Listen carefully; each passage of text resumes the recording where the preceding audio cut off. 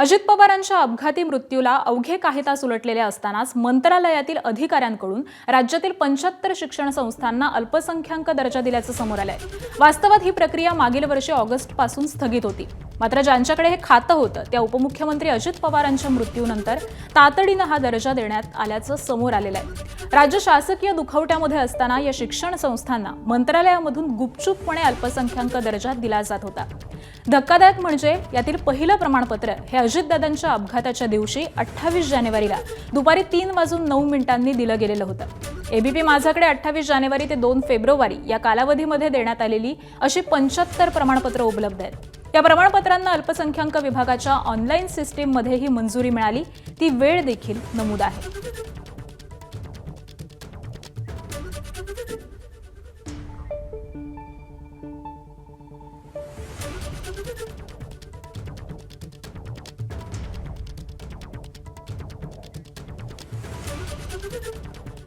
आणि दरम्यान अजित पवारांच्या निधनानंतर अल्पसंख्याक दर्जाची खिरापत कशी वाटण्यात आलेली आहे, आपण ग्राफिक्सच्या माध्यमातून एक नजर टाकूयात। श्री माता कन्यका सेवा संस्थेला 28 जानेवारीला दुपारी 3:09 प्रमाणपत्र देण्यात आलं। सेवादास महाराज शिक्षण प्रसारक मंडळ यवतमाळला देखील 28 जानेवारीलाच प्रमाणपत्र मिळालं।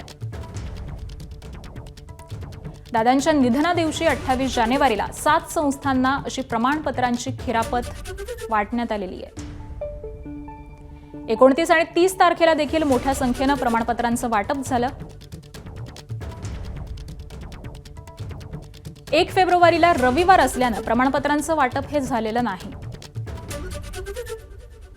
त्यानंतर 2 फेब्रुवारीला पुन्हा अनेक संस्थांच्या शाळांना अल्पसंख्याक प्रमाणपत्रे ही देण्यात आली। ऑगस्टपासून एकही प्रमाणपत्र दिलेलं नव्हतं। 4 दिवसांमध्ये 75 प्रमाणपत्रांचं वाटप करण्यात आलं।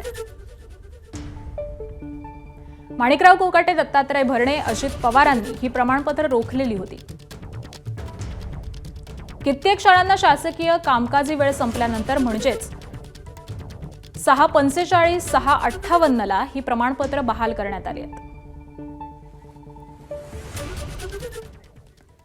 आणि दरम्यान शाळांना अल्पसंख्याक दर्जा नेमका का हवा असतो ते देखील जाणून घेऊयात। अल्पसंख्याक दर्जाच्या शाळांना आरटीई कायदा लागू नाही।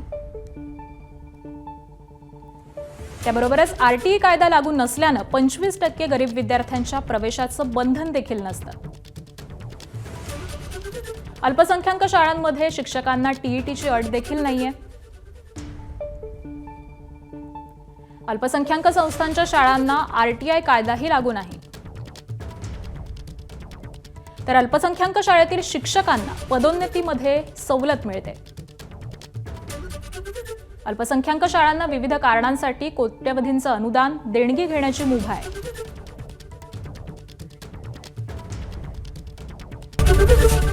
एबीपी माझा, उघडा डोळे बघा नीट।